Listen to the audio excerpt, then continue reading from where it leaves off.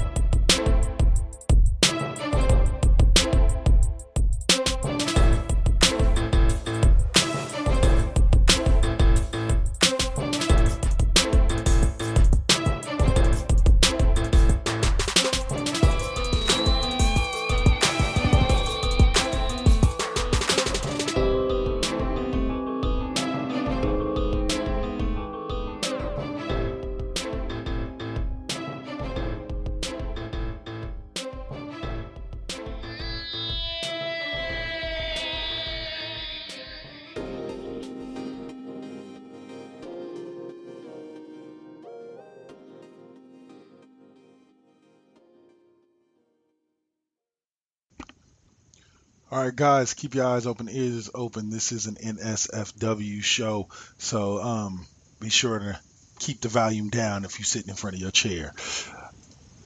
Welcome to this week's episode of West Coast Bias. I am here as usual with Mr. Suave and Miss OMalley. What's up, guys? What's up? All right, guys. So we decided, guys. You're looking at your clock and you're going, wait. It's only 2:00.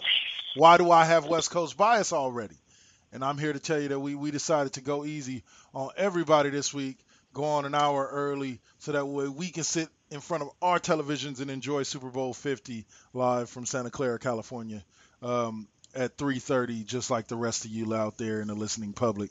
So, guys, we're on an hour early so that we can get to that Super Bowl. All right, so we're going to kick it off like we've been doing recently since they're back on top and they're running again and running through teams as usual. We discussed a little bit last week about that Dubs win over the Spurs last night. I think that the Dubs put yet another nail in the coffin of the rest of the NBA by defeating yet another night to step to the gate of the Dragon in the Oklahoma City Thunder and their attempt to end the Warriors' now 41-game home winning streak, something that not even the great and almighty Spurs could end. So, guys, your thoughts on this win over the Thunder and what it kind of means to solidify the Dubs' place, not only in history, but in this year's NBA season? I'm just wondering when all the haters are going to shut up now, because we roll through one thing and then they're like, well, they're not going to do this. And then we beat that team or we exceed that obstacle or that goal. And there's just somebody always saying, oh, well, they did that, but they're not going to do this. And it's like, give this team some freaking credit. We were talking off air about this. We are one game ahead in pace of what the 95-96 Bulls were at 50 games. We're one game ahead of that now. Yep. So, like we were saying, let's knock on some wood, barring any catastrophe after the break, this team is going to, make some crazy history this year. Mm-hmm. Suave? Well, the buzzsaw that is Golden State Warriors continue to win and put another top team on its butt. Oklahoma City fans will say, well, the game was in Oakland, so, the home court played into it. And I'll admit, early on it looked like it was on the way to a blowout, but the Thunder definitely have two of the best players in the game in Durant and Westbrook, and were able to kind of rein it back in. And even to the late lead, by a point, I want to say it was 105-104, something like that. So, Warriors were able to execute in the clutch, which is something that they needed to be able to work on and hadn't really had a chance to work on through most of the season, as most of their games have been blowouts. So it's definitely a good test. It's definitely how the Warriors envision making it through the playoffs, which will definitely be more of a grind, especially once you get past the first and second round. So, You know, they're a pace up, they're a game up on the pace for best record ever, which is great. And they're still focused on trying to be better every game, which is great. So it's just another example of the Warriors, you know, facing another team.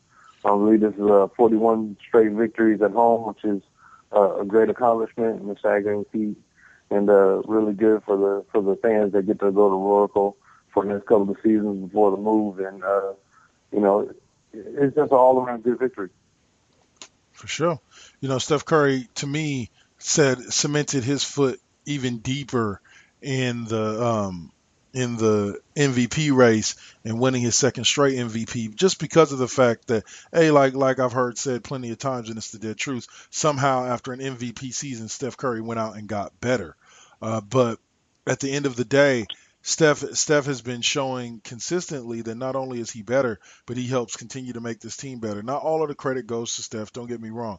Draymond is a huge part of what the Dubs do. Harrison Barnes proved last night he's a huge part of what the Dubs do. Klay Thompson is a huge part of what the Dubs do. This every person on this team has a role, and as long as they play their role to its highest potential, this team has wow. You know, I was just reading through, looking at the Dubs previous seasons, and we talked about this a while back, but it really didn't slap me in the face the way it did until I was able to look at their past 5 years worth of records stacked back to back to back, and you're looking at a 23 win season, a jump to a 47 win season. That was after the first Mark Jackson year to the second Mark Jackson year. The third Mark Jackson year, they were a 50 win team. Last year, they're a 60 win team, and this year it looks like they could possibly very well reach being a 70 win team. I'm not saying this team can go 82-0 because injury and just momentum eventually cause you to lose at least one or two games in an 82 game season, but damn, can they come close. If they stay healthy and continue to play basketball at the rate that they play basketball, they can come damn close to an 80 win season. 75 plus, I should say. Speaking on that, staying healthy, you know, back to the win last night, and you were talking about how Oklahoma City has two of the best players in the game right now.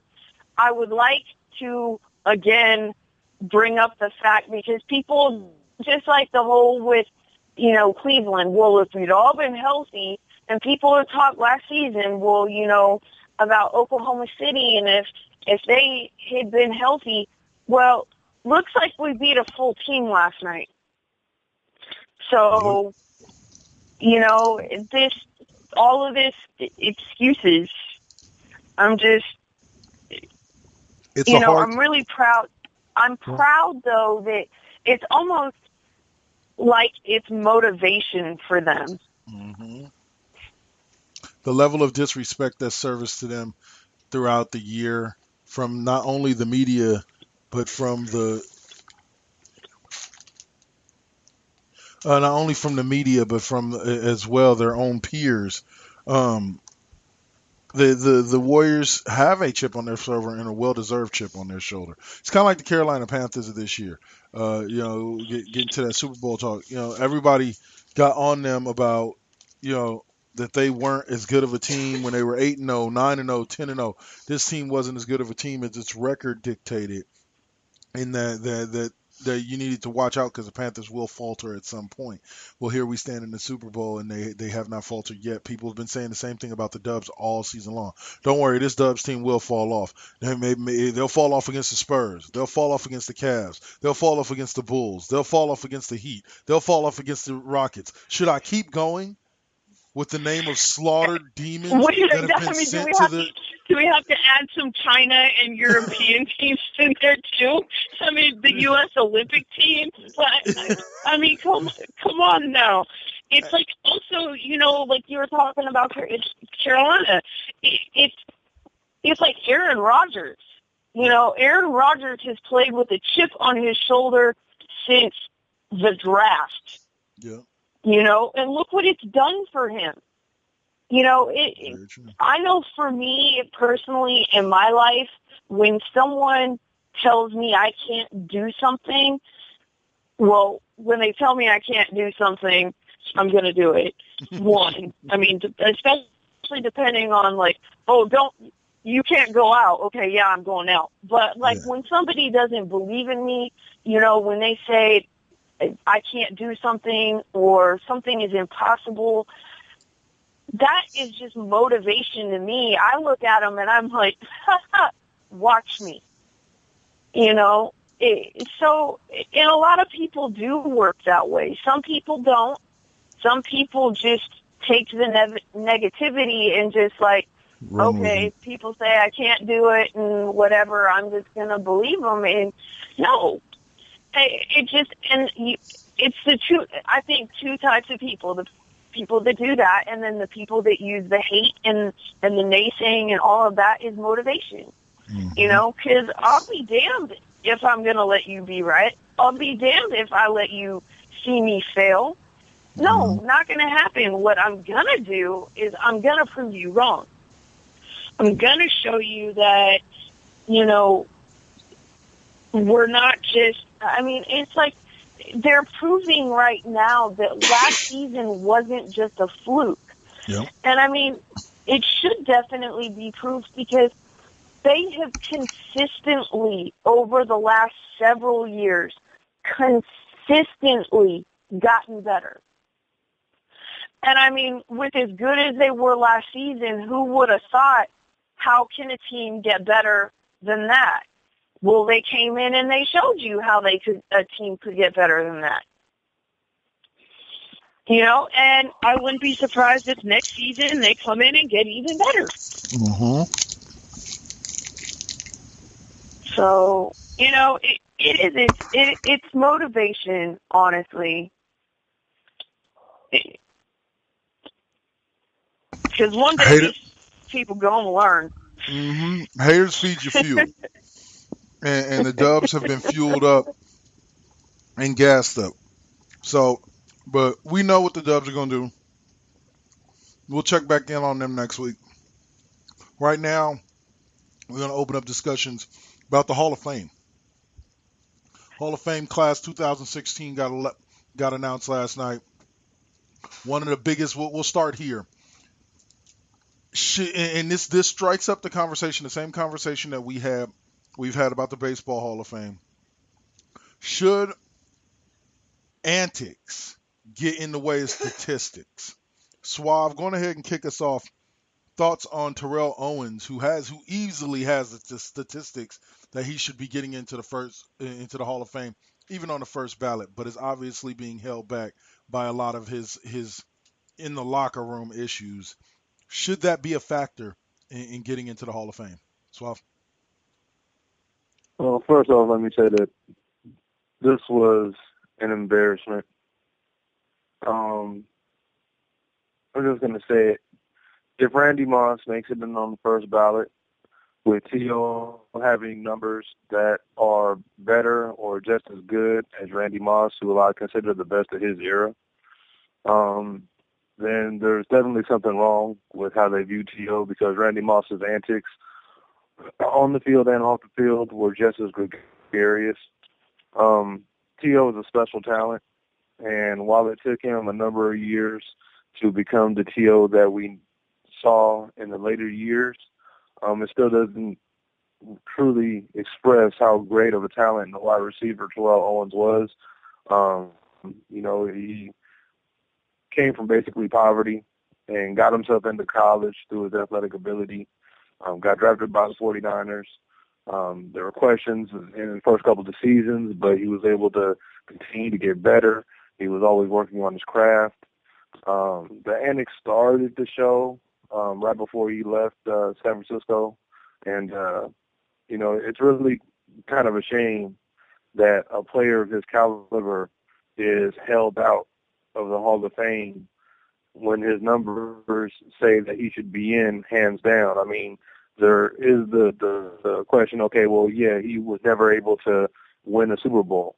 But in the one Super Bowl he did play in, Terrell Owens was playing on a broken leg and still got 140 yards.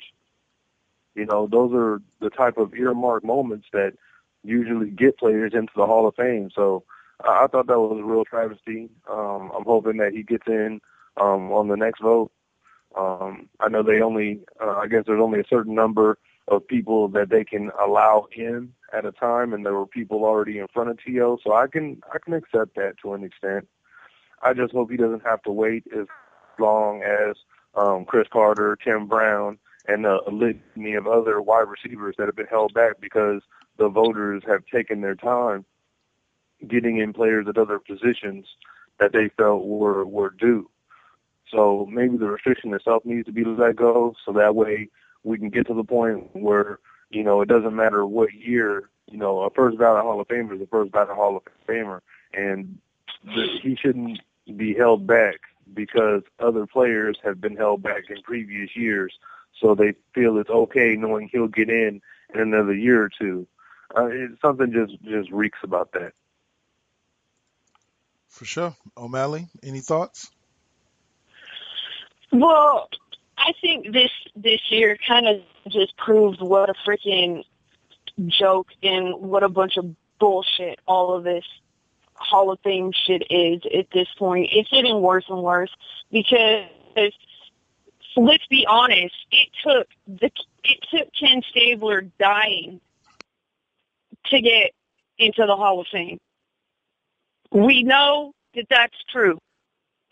And anybody who wants to say that that's not true, and I'm not saying, what I'm saying is it's a travesty because he should have been in a long time ago. Like Cliff Branch should have been in a long time ago, still not there. I mean, we have Raiders who, the criteria that they're supposed to look at, the number one thing that they're supposed to ask themselves when voting for the Hall of Fame is, can the NFL history be written without this player? And if the answer to that question is no, then they're supposed to be voted in. But let's be honest, for the most part, this is a popularity contest anymore because you've had voters come out and say blatantly that they won't vote for certain players because they were Raiders players. Because the hate runs that deep. And so it is one of those things that, these off-the-field antics, although it doesn't make sense because, I agree, like, to me, I mean, honestly, Randy Moss and how he acted, not much different than Terrell Owens. Except for Terrell Owens' shit was more public. I think he had that whole, like, reality show part of him go against him. The dude wasn't my favorite, but he was talented. He had skills in his statistics. He belongs in the Hall of Fame.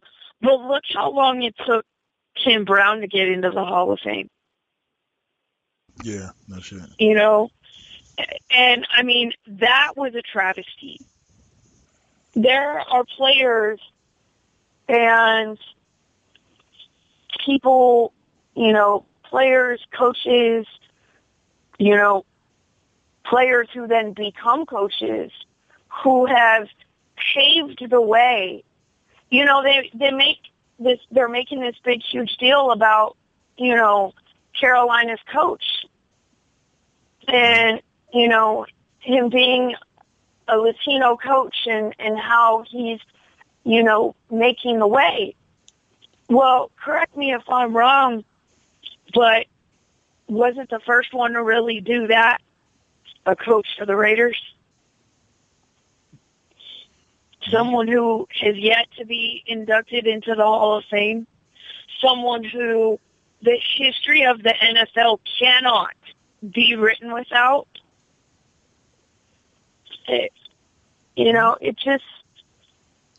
It sucks anymore because it doesn't make sense. I think that in some ways, I think it should almost be like blind voting. They're given the statistics and looked at and not looked at who it is. Yeah. But I mean, obviously, there's, they'd be, for certain people would be, I think, able to tell who it was. But, I mean, they need to take all this personal stuff away from it. Well, This is one of those times, because, I mean, we've all heard me say, especially in regards to certain things, that there are some things that cannot be separated from the person and the player. Some things that a player does off the field cannot be separated from the person that they are on the field. But that aside, when the Hall of Fame becomes more of a popularity contest than, voting on merits, it loses its credibility. Well, I want to say I'm in agreement with pretty much everything you're saying. It's just a matter of that, unfortunately, it's kind of like with baseball, like not with the Hall of Fame, but with baseball in general. When we talk about going to, me and Suave had this conversation on the show before, going to an automated umpire to try to eliminate human error out of the game, is unfortunately with Hall, as long as you have human people, or who are the people who are voting for it, you're gonna have people I'll throw it at you like this. And this is in no way like trying to call you out or anything like that, but I'll ask you this. I know the hatred you have in your heart for Floyd Mayweather. If you were voting for the Boxing Hall of Fame, would you vote him in? Man's undefeated, won a shitload of titles. Only thing that's really wrong about him is just the shit he did off the outside of the ring. Would you vote? Would you give your vote to Floyd Mayweather to get into the Boxing Hall of Fame?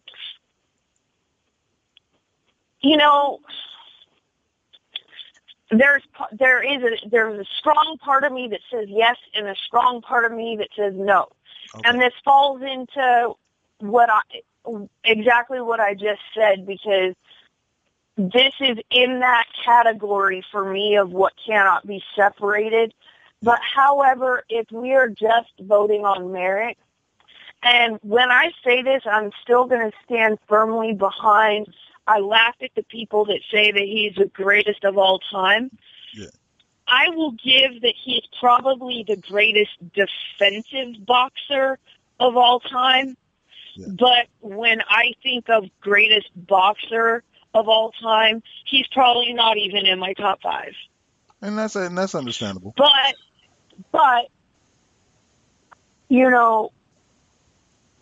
it's undeniable that, I mean, the force that he's been, it's undeniable. Very, very much so. So, I mean, that is a tough one. I mean, if we're going just off of merits, yeah, absolutely, obviously. Yeah. But, if you want to compare, like, Tio and his antics and his stuff in the locker room and, his other stuff, that's a little bit different than, need I say, like Ray Rice. Yeah, no, big time. Okay, and if the two of them were up, like, and that's kind of what I'm saying is why I'm have issues looking at, if it was just Mayweather just because he's an asshole, it'd be one thing. Yeah. Because he is. I'm sorry. He's kind of a douchebag. Huh? But, I mean, it's one of those he's let his success go to his head. And, I mean, in some ways, rightfully so. I'm not saying that he doesn't have the right to think that he's all that. But on the same note, it's the same thing that makes people go, eh. Yeah. You don't like players and people like that. Well, okay. I brought that up to kind of make this point. And this is before we kind of move forward. Point you're making. Well, no, it was to make this point that here's where the Hall of Fame is the one particular time in a person's life in which no mistake that they made outside of the field, off the field of play, should matter. Hall of Fame should be about. It shouldn't even be about what team you played for. It should just solely be about what you did on the field. If your numbers are good enough to be a Hall of Famer, you should be a Hall of Famer. Shouldn't matter if you played for the I Raiders, for the Packers, for the Moon team of Abu Dhabi. It shouldn't matter. If your numbers are good enough, you should get in. So that's where I draw the issue with people like you said earlier. The whole thing about I will not vote for them because they were a Raider. Well, that's just plain stupid. Then you're showing you don't deserve a vote in the Hall of Fame. right, Like right. you know Someone if should you're take away your vote. and it should be there should be rules set opposed that if you are misusing your vote in any way, it should be taken away from you. There are plenty of sports writers out there to give votes to. Only a select few have them. You can pick and choose who you give those votes to as the people who are going to make the most biased decision possible.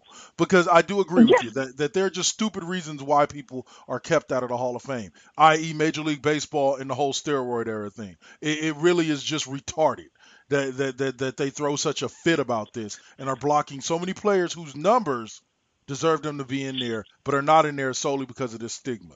It's just one of those type of things where it just all of that needs to be taken out of it. If you're found to have Blame voted Jose because of that, Canseco. It's all Jose Canseco's fault. Damn it. hey, I happen to want to support Jose, but no, No, it was a joke. Him I and know, his I know. book, it was a joke. But yeah, It was. no, I agree with you. Well, it's also like this stupid freaking. If you look back at the home run record before it was, beat 100 times, when it was originally who was it that held it that beat Babe Ruth Hank that for Aaron was like the first one. yes, and for how many years did they have an asterisk next to his record? Because nobody wanted to see him beat Babe Ruth's record. Yep. I still want to know they who that did guy is. everything not to give it to him. Yep. There was a guy from the Negro Leagues. I hear about him every time the home run discussion comes. Home run all-time record discussion comes up. That it was a guy in the Negro Leagues that they said hit somewhere close to like 800 plus home runs in his career, but they just didn't keep track of home runs at the time. So don't ask me how they know this, but yeah, it's supposedly like this guy hit something like 60 home runs in a season before Maris did it, and he had something like 800 for his career. But since they didn't keep track of those stats long term, it was never recorded in baseball history. But it just kills me. Here's the thing too, is that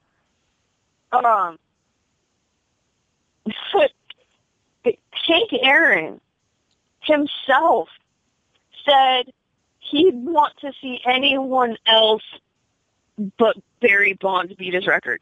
Yeah. When he was interviewed when all that came up, he himself said that. And a lot of it had to do with all this stuff that was surrounding him. And, I don't blame him. Well, first of all, I mean, if I was him, I probably wouldn't want anyone to beat my record, But that's a true competitor, yeah. Still, right. But, I mean, it's really sad when a player is saying anyone but this player. Now, don't get me wrong, because I'll be the first one to say I cannot stand Barry Bonds. Yeah. I hate that man being, with every ounce of my being, okay? But, I mean, it still does. That's another one. That's another one that's going to have problems. It's going to have a hard time finding his way into the Hall of Fame. Yep. Well, but it's part of, unfortunately, the baseball, football, and in some cases basketball world we live in. But we will also give credit to those who did get in. She mentioned Ken Stabler finally got his due. Brett Favre got in. Marvin Harrison got in. Who else was it?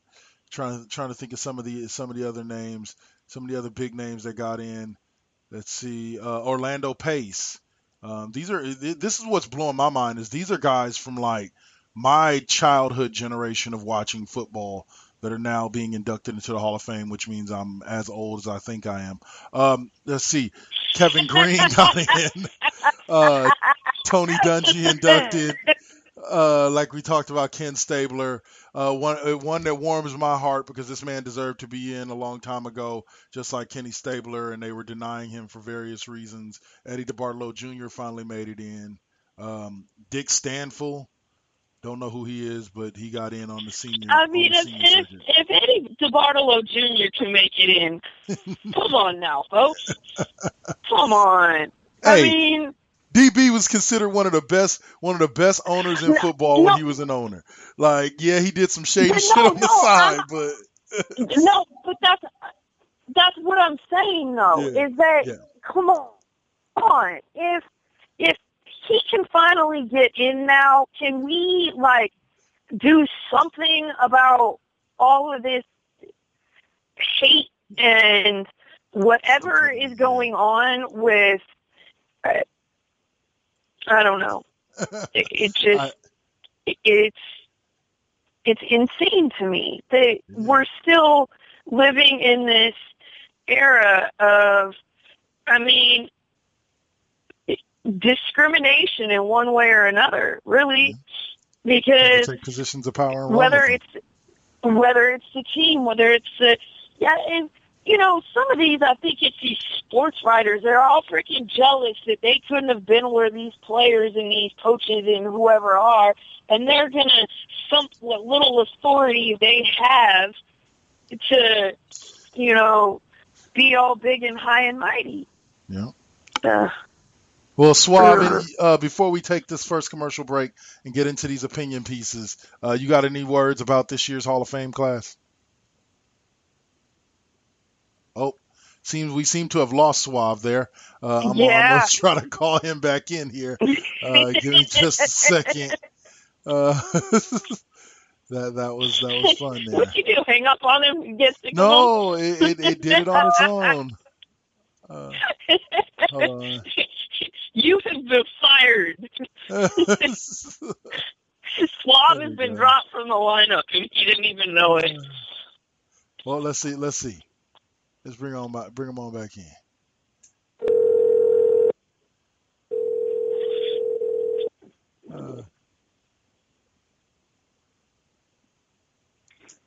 Sorry about that, technical difficulties. No problem. Well, before we dive, Are you sure it's not operator error? Oh.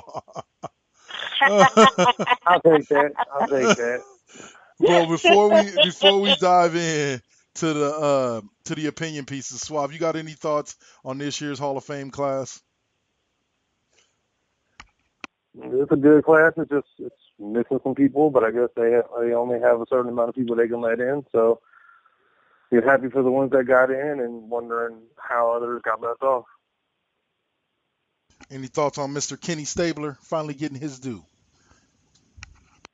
A long time coming. OMalley pretty much hit it on the head. It shouldn't have to take him passing, considering that as a quarterback of his era, his stats were not just comparable, but he led most of the quarterbacks in his era, and statistically, including people like Joe Namath, who he was better than in every category. So long time coming, long overdue. And even though he wasn't able to see it, we all know that he understood he was a Hall of Fame worthy player. For sure. Real talk. All right, guys. So on that note, we're going to go ahead and take our first commercial break. We come back from that commercial break. We will do our opinion piece set and then come back to talk a little bit about Super Bowl 50 specifically and close out with our final predictions on the big game. You're listening to West Coast Bias right here on Spreaker.com on 4 Aces Presents. Yo, what's up? It's your boy Cole from Planet of Cole and the Raw Impact Unleashed for 4 Aces Presents. Now, I'm going to do a little rundown for the weekly shows we got coming up. Monday, we got Now versus Then from 6 p.m. to 8 p.m. That's Pacific Standard Time. All of these are Pacific Standard Time. Tuesday, iRock Radio from 11:30 a.m. to 1:30 p.m. Also Tuesday, The Sidebar, 9 p.m. to 11 p.m. Wednesday, Hip Talk Radio from 5 p.m. to 7 p.m. Also on Wednesday, we got Now versus Then West from 9 p.m. to 12 a.m. Getting a little late for y'all peeps on the East Coast. Now Thursday, we got the Raw Impact Unleashed with yours truly and Kevin Kendrick, Double K. That's from 8 p.m. to 9:30 p.m. So y'all check out our weekly shows and holla at your boy. Take it easy. All right, OMalley, it's time to take them on the rise of OMalley. Okay, well, just to touch up a little bit more on this whole travesty that is the Hall of Fame voting system right now. I don't have a whole lot to say today. My biggest thing is that there are two huge players that are missing from the Hall of Fame who should be right there with Ken Stabler, same era, records. Come on, Cliff Branch, Tom Flores for the Hall of Fame. NFL history cannot be written without these two players. They're talking about Coach Ron Rivera in the Super Bowl right now. What about Tom Flores? He's the one that paved the way. He's the first. He's the one that you cannot start that part of NFL history without. He paved the way for coaches like Ron Rivera. So, this whole because they're a Raider or because, I don't like them or because for, any kind of prejudicial reason, we should be past that at this point. And of course I'm going to sit here and I'm going to lobby for Raiders players until the day that I die. And yes, am I biased as far as some of that's concerned? Absolutely. But when you're talking about Tom Flores and you're talking about Cliff Branch, you are talking about two players and a player who was then a coach who history can't be written without, and to not see them be in the Hall of Fame, to not see them even get a vote at this point is sad. And to see what it took to get Ken Stabler voted into the Hall of Fame is a travesty. That he's not going to be there to get his gold jacket. That one of the things that Tim Brown said that, it's sad that this hadn't come a few years earlier because he would have liked to have been able to share it with Al Davis before Al Davis passed. And, you're seeing players get passed on and you see other players get voted in that have equal or even lesser stats. I mean, what are you doing to the Hall of Fame at that point? What's the point of the Hall of Fame at that point? But that's just my opinion.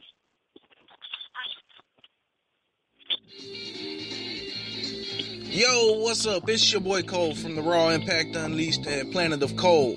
Just throwing out there the lineup for the weekend for Four Aces Presents here on Spreaker.com. Fridays, we got Raporia Presents, or Raporia Presents, 2 p.m., 4 p.m. Pacific. All these are Pacific Standard Times. Now versus Then Deuce from 9 p.m. to 10 p.m. That is going to be a monthly show. We also have Revolving Door Fridays with K Double's classroom or Double K's classroom. Also splitting it up with Planet of Coal.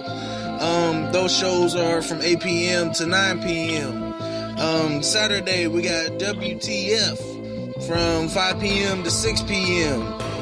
And also on Saturday we have the Troll Gazer Gaming Project featuring James Brower from 6 p.m. to 7 p.m.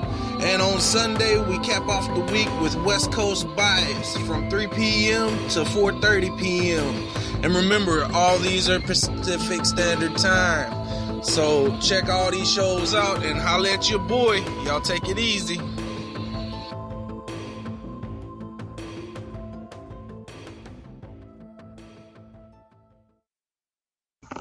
All right, Suave, it's time to take him to your place and give him Mr. Suave's take.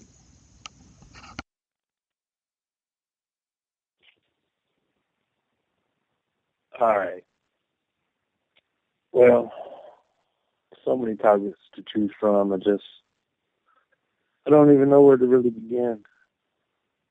I guess I'll go back to the Warriors since we're getting ready to talk about football to finish the show up with. Warriors are playing pretty good. You know, a couple of fandoms that think things will change when the ball is in their team's home court, which is possible.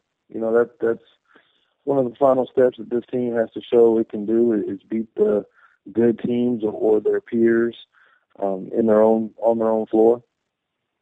But the beauty is that even if they don't, they're still on pace to have home court advantage to the entire playoffs, which means, you know, they're currently undefeated at home. And if that remains true, there's no reason why this Golden State Warriors team shouldn't win 16 games all at home in the playoffs. So I think that this team is on a historic pace. They look like one of the few teams to be able to top the 70-win plateau, which is an astronomical achievement, especially considering where the Golden State Warriors have come from. I'm sure that if 5 years ago you asked any NBA fan of any age which team they think could eclipse 70 wins, more often than not, they wouldn't even choose their own team. Hell, if you asked me 5 years ago, I would have lost money on a bet like that. I would have lost my house, my car, everything. So for the Warriors to be where they're at right now is really a special time. So I hope that Warriors fans can really savor it and appreciate it. And at some point in the future, when all this present becomes the past, you know, other teams' fans will be able to appreciate just how great this Warriors team is and what they've been doing the last year and a half. So it was good to see 3 Warriors get into the All-Star game. It was well-deserved, considering I believe the year before there were 4 Atlanta Hawks. And while uncertain, you know, that it's a shame that the Warriors fans weren't able to fill up the ballots enough to be able to make starters out of all 3. Getting 3 in is still getting 3 in. They'll still be all-stars. They're not injury replacements or anything like that, because even though you're an all-star, there's always kind of that stigma that kind of hung with David Lee before he was able to get into an all-star game with Steph Curry. So the Warriors are just doing special things. So I hope that as time passes, fans and other teams, rival fans, can appreciate the greatness that we're witnessing right now with how this team was built and how this team composes itself and how focused it is on achieving not only great things throughout the regular season, but hopefully a back-to-back title run. So that's pretty much all I got for this week. Go Devs.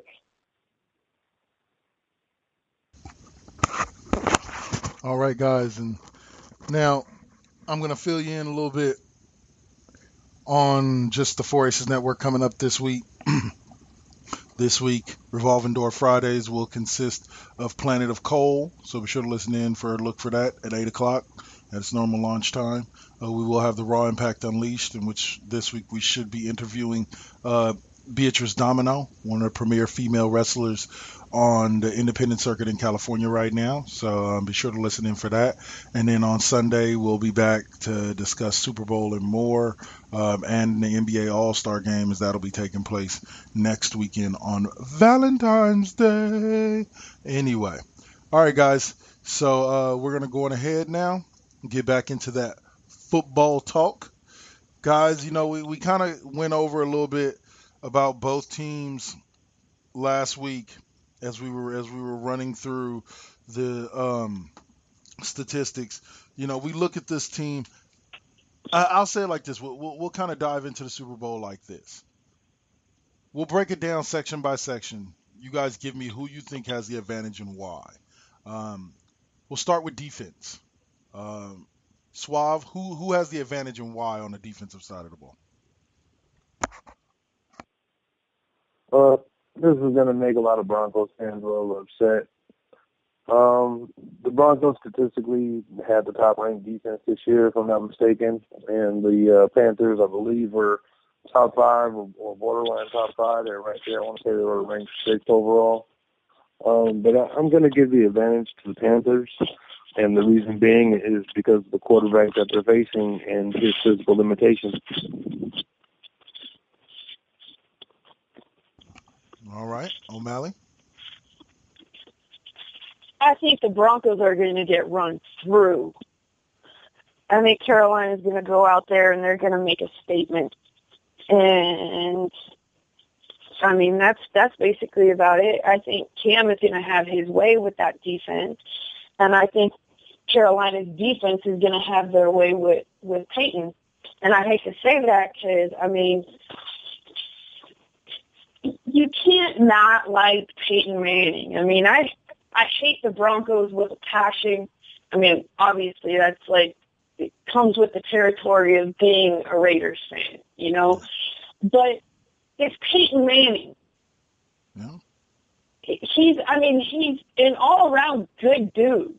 Yeah. He's never, been one that's caused drama. I mean, there was a lot of talk about him this season just because of injury and what have you, and the man just managed to come back and play football after 3 or 4 neck surgeries. Yeah. So, I mean, on what should at least very likely be his last season, you'd almost like to see him go out with something. On the same note, a lot of people have talked about Cam and, they want to judge how he does this and how he does that and whatever. Well, part of me just wants him to go out there and just show everybody. Make everybody shut up. I swear some people aren't happy unless they're complaining about something. And when you're on top, people are always going to find something to complain about. So, I hope he goes out there and because I've already said I've eaten my words because I honestly, when he was coming out of Auburn, I didn't think he had what it took.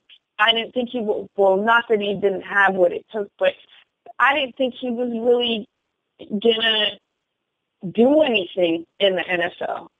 I just was very skeptical on his abilities that way. And the fact that it is a transition from college to the NFL. We've seen that happen with players. I mean, I called it with Tebow. Especially, and I'm not saying this was the case with Cam, but in the case of Tebow, when you have a program that completely caters to you and tailors everything around you, that's not how it works in the NFL.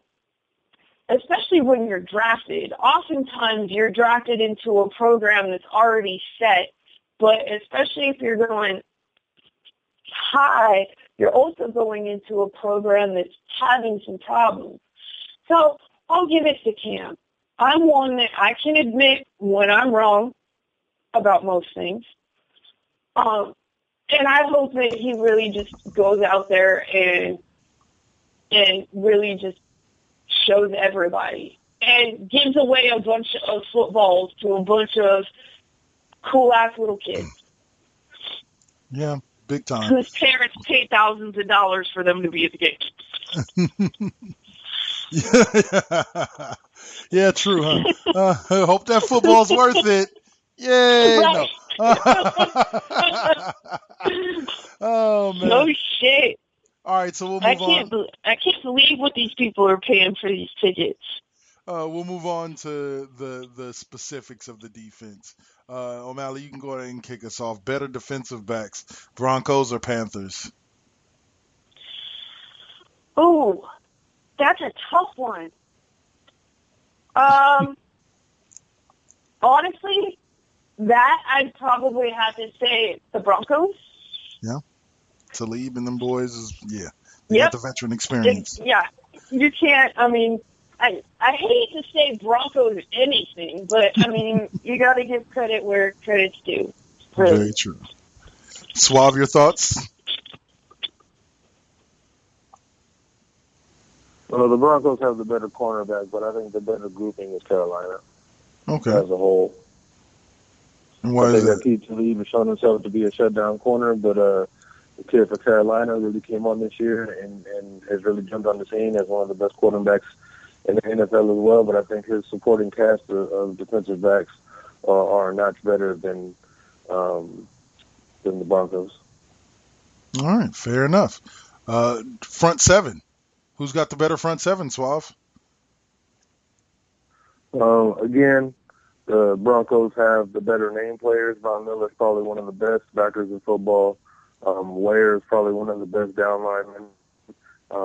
But as a whole, I'm going to go with Carolina as well. But you guys they got in the middle on the defensive line, they got Kuechly, and they also got they've also got Jared Allen, who at one point was probably the best defensive end in football, even though now he's a couple years removed from having that title.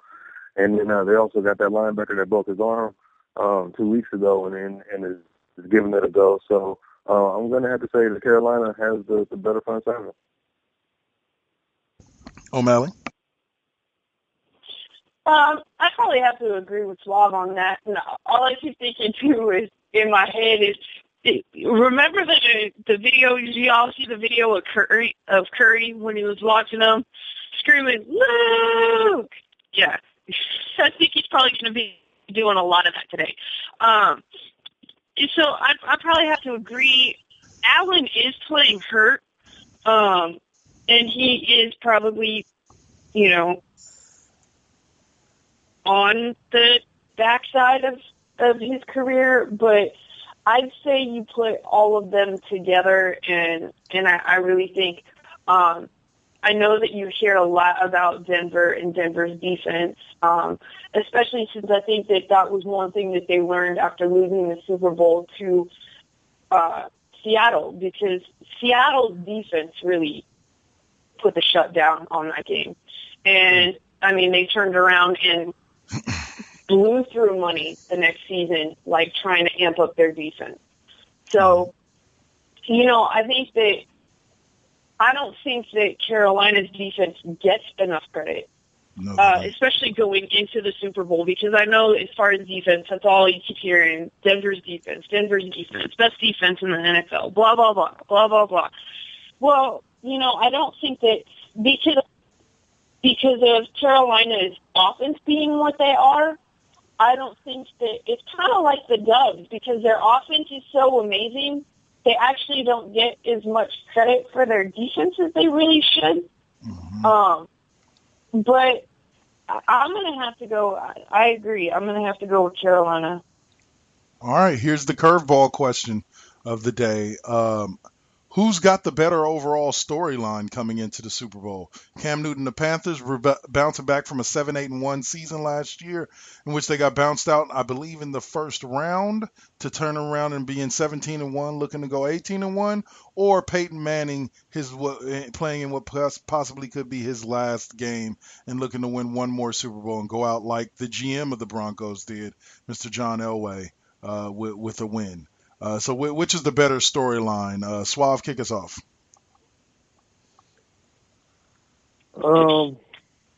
That's kind of a tough one. I really hate the Broncos. And I loathe to say that they have the best storyline. So I'm going to say Carolina. You know, Cam Newton went through a lot of problems in his collegiate career. Had to, was kicked out from Florida, had to go to a JC, eventually got into Auburn, won the Heisman Trophy, won a national title, could become the first NFL player to ever have a Heisman, national title, MVP, and Super Bowl victory. So I think all in all, I'm going to, especially with considering, Peyton Manning never really went through any regression in his career. Until the later years, he's in his 18th year now. But Cam went through about his second and third year. People were wondering if he could be an NFL quarterback. So I'm going to go with the Cam Newton story, especially considering the one fan that sent him the lengthy letter talking about how he was disrespecting the game and she didn't want to take her kids to the game because of him scoring the football and his dances and stuff. But also the way that he treats his fans and giving away footballs and, those are just cherished moments for those individuals that they'll always remember. So, and there's also another thing. Cam Newton always looks like he's enjoying himself. Even when they were losing the last couple of seasons up until the point where they really, started to turn the corner, he's almost always got a smile on his face when he's playing the game, whether he's getting tackled or he's getting sacked. He gets up and he almost always has a smile on his face. So I really appreciate that nature about him. And I think overall the Carolina has the better storyline, but the Broncos are definitely, with Peyton's last year and everything he's gone through, Akeem Talib, Demarcus Ware coming from the Cowboys. So, the Denver's got some good storylines, but I think overall I'm going to have to say Carolina. All right, OMalley. Okay, well, just to touch on that, Cam always had a smile on his face thing. Somebody give that man a toothpaste contract or something. Because, yeah, his smile is infectious. He always has a smile on his face. And he has got, the biggest smile out there, honestly. I mean, he really does. And he hypes up his teammates. He hypes up the fans.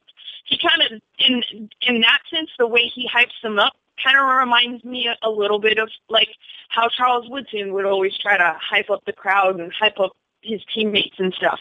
But he's always he really is always looking like he's out there enjoying it. And I love the story that they keep telling about when he was a kid, that he was so excited to play that he would literally get dressed in his uniform, go to bed in his uniform, and, be up at the crack of dawn, ready to go. He was just that jazzed to play. And, I mean, that's genuine. That's a genuine love of the sport. That's it's not about a paycheck. It's not about all this. It's not about all that. It's about a genuine love of the game.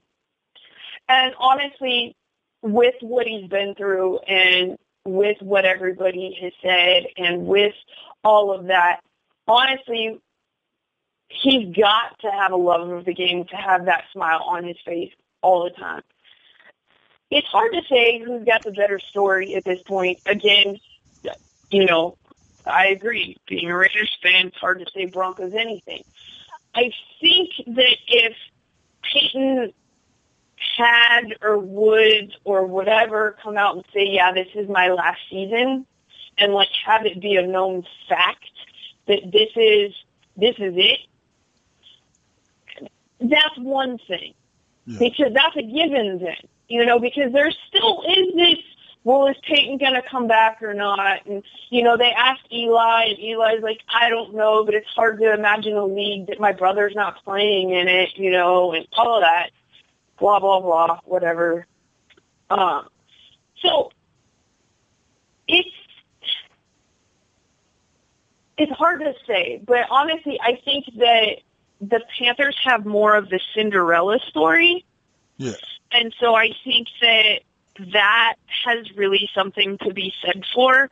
I think that really they've been the ones to, especially after the last couple of years, to have come from behind and to have really, they've had some injuries on this team. Honestly, so people can't sit there and say, imagine what would have happened, what they would have done if they hadn't had some of the injuries that they had on the team. Damn. So, I think they would have gone probably undefeated, and it would have been no question. But, so, it might be, it's hard to say. I guess it also really kind of, I think, depends on what you're looking at, the qualities that you look at for who's got the better story. For true. Because, you hear about Peyton, and it maybe being his last year. And is it DeMarcus Ware whose mama got out of prison? Or Demaryius Thomas? Whose mama just got out of prison this season? I forget. I haven't been keeping up on. Actually, I think it may be, but I think it may be Thomas. It's one of the big, huge things that they've talked about constantly, throughout the season, because it was a big deal. She hadn't seen her son play football, since he was like 11 years old. And then it was when she got out, she still had to wait X amount of time before she could leave the state of Georgia, and getting a little personal here, having a parent who spent a significant amount of time in prison, I can appreciate that story.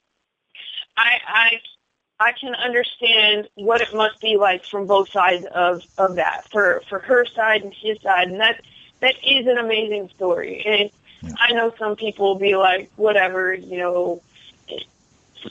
criminals are criminals, and they're the ones that got themselves in all that, but people don't really understand unless you've been in that situation or had someone in that situation. You don't really understand, and you can talk all the shit that you want, but unless you've been there and unless you know the situation, you don't know anything. So that's a cool story. That is definitely a cool storyline for me. The storyline with Peyton is too much up in the air for me. Because is it or isn't it? I think that if they win, it will be. If they don't, it might not be. Because if they win, then he'll be able to say, went out on top. Even to me, if they don't win, he's still going out on top because he's still the quarterback of the other team who made it to the Super Bowl. Yeah. And this is, twice in 3 years that he's made it to the Super Bowl? Very true. So, I think that they feel like they got something to prove after that loss to Seattle, in the Super Bowl 2 years ago. But how much of a repeat of that? How much of a repeat of that particular game do you think we're going to see? We have a very similar.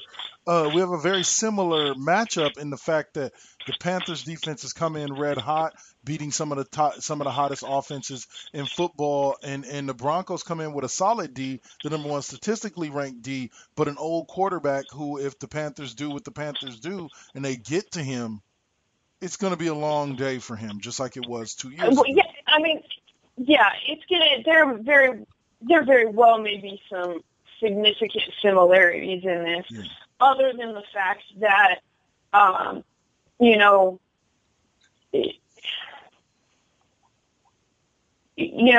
going into this, they are with their defense where they weren't playing against Seattle. That is the one thing that I'll say. As far as the other side of the ball, I think it's going to be very, very similar. So I think, honestly, it's all on Denver's defense, how this game is going to go. Very much so. One storyline that neither one of you guys brought up that seems to be plastered all over the media nowadays, and that kind of caught my eye. I like it. I kind of like the kid since before the whole movie about him came out.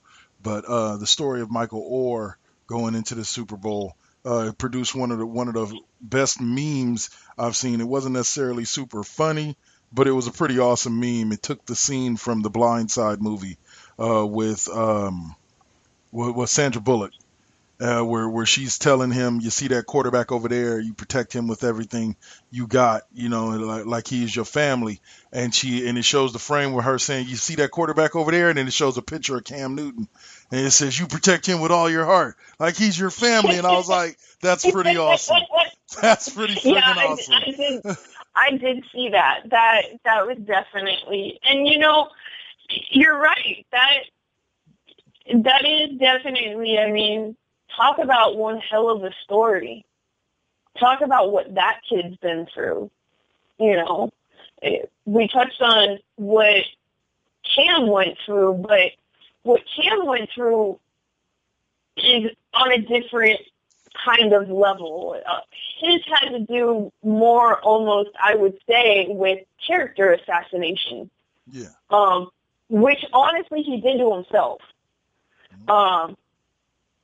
And also, with everything that happened or didn't happen in getting him ending up at Auburn, and what was said about his dad. And, I watched one of the interviews with him, and I have to say that it really caught my eye it's the first time I've really seen him legit look like upset and hurt when he was talking about like his dad's name getting slandered in the media. He's like, I don't care if they do it to me. It comes with the territory. I know. But when that happens to your family, it's a different thing. It's like, I think anybody feels like that. You mess with me, fine. You mess with my family, you done fucked up. Yeah. So, but, Michael Orr, his whole story, that's amazing. Yeah. Everything that he went through, growing up and getting where he is, and even, just getting his education to the point to get him to where he is. Yeah. Because without having done that, he wouldn't have been able to get into college. He wouldn't have been able to play college ball. And how many people who haven't played college ball are playing in the NFL? So, and the fact that he didn't even play football until high school, although we've seen that with several huge players who, didn't even think about playing football. There's been players who didn't even play football until college. Now, guys, the Broncos he's with Jacksonville now. I forget what his name is. I should know what his name is because he graduated from the college I graduated from. But this kid was a star basketball player. He didn't even play football until his junior year of college. So, it's crazy. When you got talent, even if you haven't been playing for that long, when you have just a God-given ability, yep, whether it's athletic or size or both together, so there are some good stories on both sides of the ball. That there are, and one of the things that is touched off a lot in the media recently has been the talk about Cam Newton and his infamous quote about "I am not a black QB."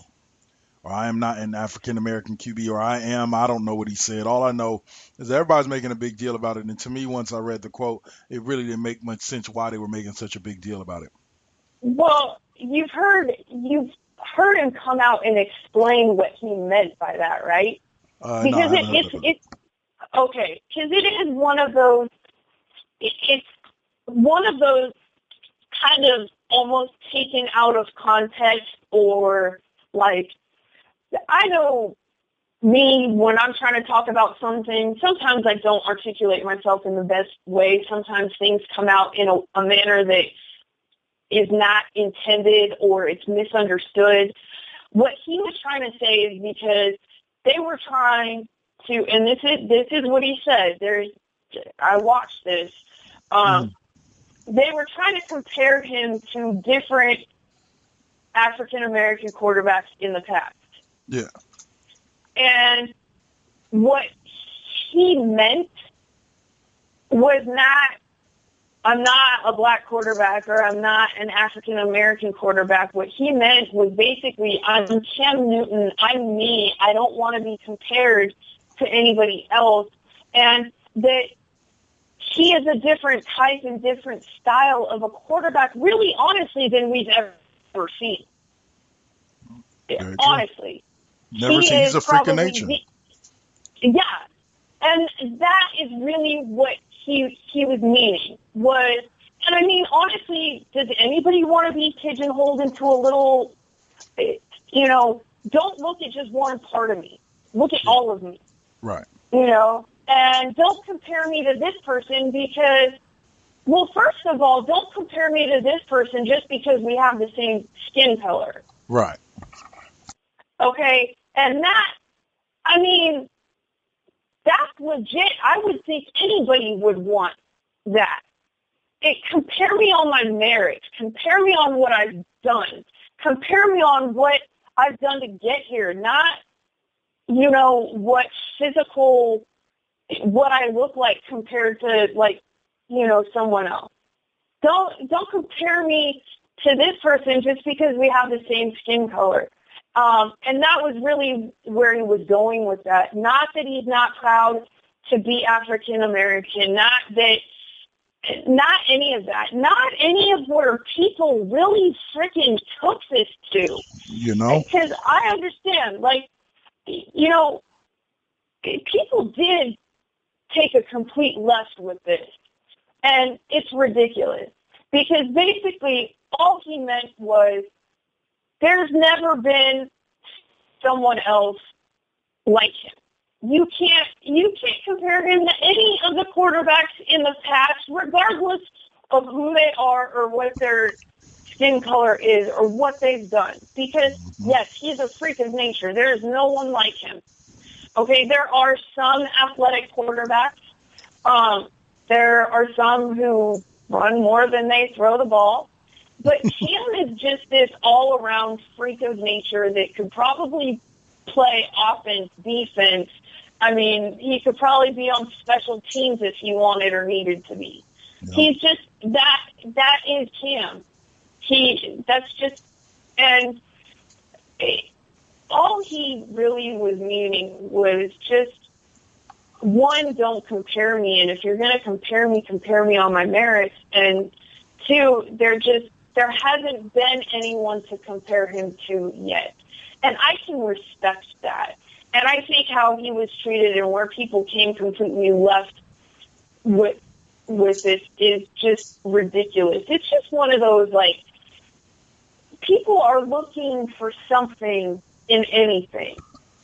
And anything in something. It's just, and it's ridiculous. Some people need to get a life.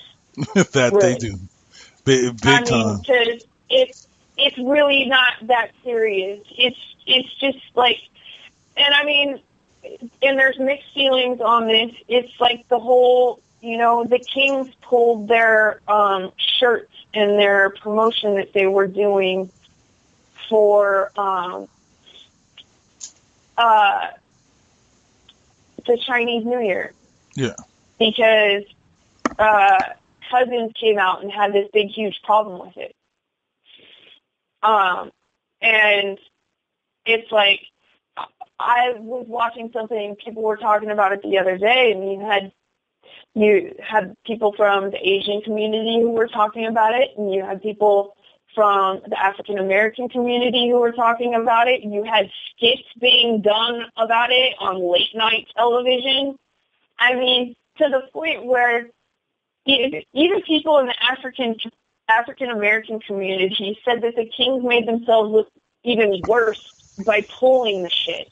Yep. Because then it made them look like they thought or they felt or whatever that they did something wrong. Yeah. When honestly, it wasn't. I mean, it's one of those people are going to find something wrong in anything, and they just made themselves look worse by doing what they did. For sure. And again, it falls into the category of some people just need to get a life. For sure. Suave. Stop being so angry about everything. To be happy. Come on. Just be happy. Be happy your team's winning. Be happy your team is getting a new arena. Be happy that a team is in the Super Bowl. You know, Yeah. Stop trying to make these things about something they're not. Yeah. And Suave, any thoughts? Can we just have fun? Any thoughts on the on this race issue in sports, Suave? Well, it's obvious it's never going to go away. You know, it will be long in the ground before they make any real headway with it.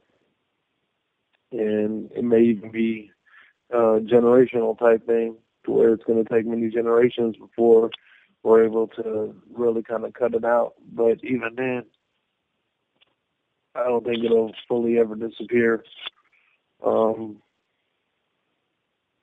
is about all you can really say about it. It's sad, but it's just where the world's come from and where it'll always be, as long as the sun and where you live determines what your skin tone is like, even though we're all the same on the inside and we all came from the same lone continent in the beginning of time. So it's just sad that people aren't necessarily smart. You cut us all open and we all look the same on the inside. We all came from Africa, or the continent that was Africa was the center of the continent.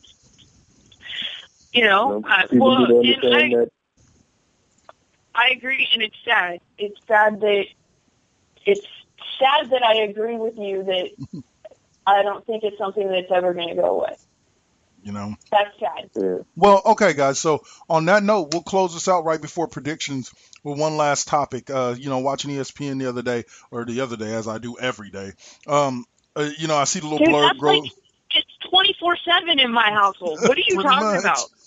Go to sleep to Sports Center, wake up to Sports Center. I could probably recite what's on Sports Center by heart by the end of the day because it's on loop. It's ridiculous. It is. Okay, so the one of the things that blurred past me this week that I really thought was a move in a positive direction, but I think it'll be as effective as the Rooney Rule itself has been, which is not too effective, but that the NFL will be creating another rule in the coming for this upcoming football season, for not this year but the beginning of the next one.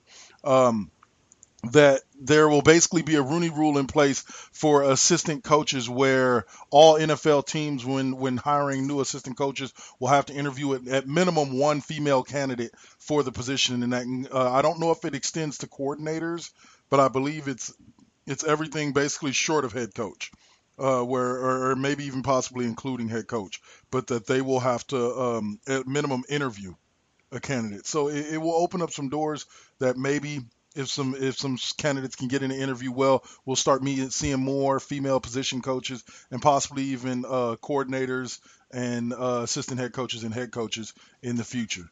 Guys, OMalley, why don't you go ahead and kick us off with your thoughts first on this new, I don't know what they're calling it. Well, that's part of it. I ain't gonna lie to you. But mainly just your name was the first one that came to my lips. But yeah. No, I mean, in some ways, this is like the new affirmative action. First of all, honestly, my opinion, we'll probably have a female president before we have a female head football coach, and that better not be Hillary Clinton, or I'm moving to freaking Canada. But I think it's a good thing, but it's one of those things again that I personally would want it to be. And granted, I mean, just because they interview doesn't mean that they have to hire. So okay, them being required to at least look at this many, I know is different than saying you have to hire this many. But even still, like, I would not want someone to ever look at me and say, well, you're in that position because, it's almost like I always would want to be looked at on my merits. I don't want something given to me because I'm a female. I don't want something taken away from me because I'm a female. I would want to be given the position because I am the best for the position. Yes. And granted, that would still technically be how it should be. Even, like I said, just because they interview doesn't mean they hire. But then how many people is that saying that, are not getting looked at? And someone's always going to have something to say that, oh, well, if they weren't forced to this or if they weren't forced to that. Well, across history, if things hadn't been forced to do a certain way, we wouldn't have made, and granted, I mean, we still haven't made the kind of progress that we should, but, I mean, nobody would have made, I mean, we'd still be segregated. Well, I'm sorry to say it. It's the truth. If there had been no Rooney Rule, there would be no Hugh Jackson. There would be no Tony Dungy. It sucks to say it because you're right. It's not like affirmative action where they have to hire X amount of female coaches or X amount of black coaches in order to meet some quota. It's just that that the opportunities are given. And I think that's where a lot of people are satisfied with the rule, at least. Because at least it gives the opportunity that if they can go in there and knock somebody's socks off, they'll get the position regardless, not just because of their skin, to an extent, or their gender. To an extent, the rule forces them to hire on merit because it's not forcing the owner to hire. The owner could say, okay, look, I'm going to bring in Brandy B, who's never played a day of football in our life, interview her for our offensive coordinator position, and now that rule is met. We interviewed a female. Boom. All right, we're good. Now let's go in and do the real search. That's what most owners are going to do, but you never know when they give that one female that chance. That one female may walk in there and leave those coaches going, whoa, wait a minute. Well, wait a minute. We might really want to look at her. She brought up some good points. She said some good things we could do with the offense. She knows our personnel. She could just wow them to the point. And that is more of an opportunity than female coaches have had in the past. That is leaps and bounds more of an opportunity than any female coach has had in the past. So yeah, it's definitely a strive for it, but I understand your point in the fact of why can't they just be? Why do they have to be interviewed? Why can't it just be okay? You're one of the top coaches in the NFL right now, so or in college football or in here or in there. Because I think until we start getting more female position coaches and coaches at the college level, we're not going to see a huge influx of it at the pro level. Right. That's absolutely true. But see, we face the same issues at the college level. Yeah. And almost, especially like the college level at the South, it's even worse because it's the whole good old boy society. Yeah. And women don't belong in football or women don't belong in sports. I come into this, I get this problem. I have this problem a lot with some people because of their views about my gender apparently affects my knowledge of sports. You know, and some people don't want to listen to what I have to say solely based on the fact that I'm a female. And I couldn't possibly know anything more or different than they know about football or than that they know about this. Okay, you know what? I may never have actually played a day in my life. Well, I mean, unless you consider like shit that we do on Thanksgiving or like, you know, when it'd be raining and I'd go out I hung out with the boys. I was a tomboy. I've loved football for as long as I can remember. But I wasn't a boy. So you know what I did? I went and I was a cheerleader. So I had the best seat in that house. I was on the damn sideline, you know? So, and I paid attention because I was out there as much because of the sport of cheerleading. What got me out there to begin with was my love of the game. Yeah. Even as a kid, you know, my love of the game. That's what got me out there. And I paid attention. You know, it wasn't, I was just on the sideline looking pretty. No, I actually paid attention because I was out there because I love the game, because I have a true passion for the game. I have a passion for sports, but when it comes to football, it's just something, it's religion to me. You know, you know, Sunday, church on Sundays. Same thing. You know, so it is difficult because, especially where sports are concerned, I think it is an area that females can definitely understand discrimination. Yeah. Because there will be times where a female will not get the job, even though she is better for the job. And there are some things that a female can bring to the job that a man can't. Yeah. You know, and how we deal with players and the psychology and those kinds of things of the game are definitely, and they say that, you know, in a lot of ways. When they talk about females being fighter pilots and why in some ways they make some of the better fighter pilots. There is a different way of thinking for men and women, period. I mean, I'm not going to lie and sit here and be like, you know, yeah, we have the same brain, we think the same way. No, we do things differently. It is. Just something we need to accept. And it's not necessarily that we think differently. What I mean by differently is in a different way. Yeah. You know, because I don't mean differently like different opinions or different that. We just have a different way of thinking. Yeah. And we see things from a different way than men may see them. You know, so in some ways it makes sense because then you have a well-rounded staff. Mm-hmm.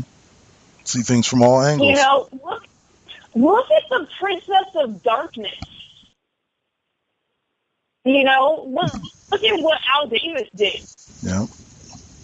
And very bringing in, you know, I mean, that was groundbreaking. Yeah. That really was. And, I mean, he broke ground and made waves at every stage of the game.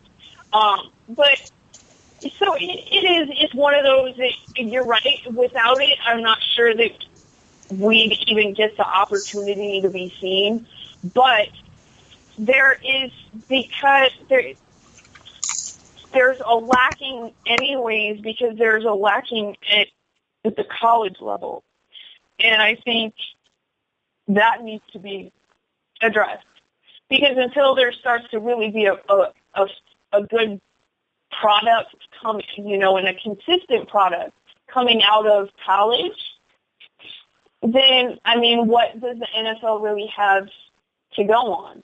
It's not like they have this significant-sized crop that they can pick from the college level, because it hasn't made the leaps and bounds it maybe should have. I think that, you know, the first female referee, that was definitely a good start, although I did really like the memes that came out after she got hired about, like all the emotional things and that. First that female was, referee, she flagged somebody for shit that happened 3 years ago. Yeah, Yeah, no, but I know the ones you're talking about. Yeah. and so I don't know. All right. Well, we're coming It to is a what it close is. here. They're singing the Lady Gaga. I think that's what that person is singing the national anthem. So I guess that would be our fat lady singing that it's time for us to go. So Suave, any thoughts, any last words on the female coaches saga before we give our predictions and call it a day? I don't like that rule, and I don't like it as much as I don't like the Rooney rule.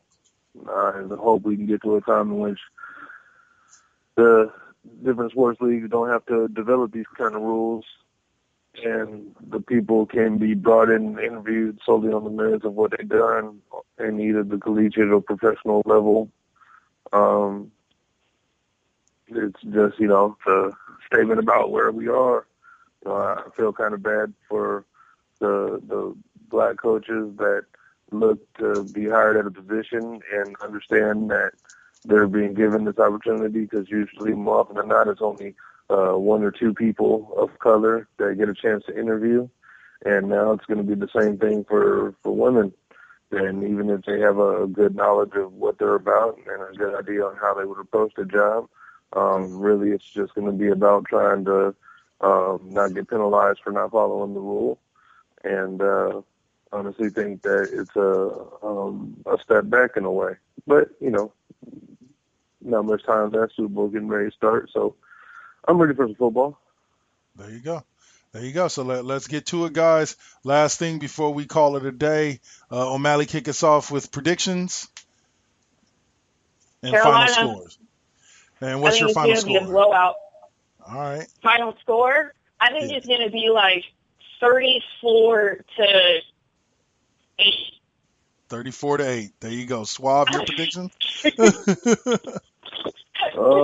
think it's going to be a blowout. Or something. I'm going to say 35-21, but because I think there might be a field goal here and there, I'm going to go with 38-24. All right. At 38-24, of course, Carolina, right? We're all picking Carolina. Of course. Yeah, of course. So, I'll go with Carolina as well. I'm kind of with OMalley on the blowout thing, but I think the blowout will be closer to 24-3 or 21-3, something like that, because I do believe that Denver's defense will at least give them an opportunity to win this game before Carolina puts it away late in the third, fourth quarter. All right, guys. So hopefully all of you guys are about to go watch that Super Bowl. We know that we are. Hope you enjoy it. This has been West Coast Bias. Y'all want to say goodbye to the people? Goodbye, people. Okay, Captain Literal. All right, y'all have a good Sunday. Go Carolina. Go Dubs. There you go. And we out. And Curry's gonna be watching this closely. He banged the drum for Carolina late. He banged the drum for Carolina to open the game. So we know he's there as Carolina's special guest. So. Yeah. All right, y'all. Later.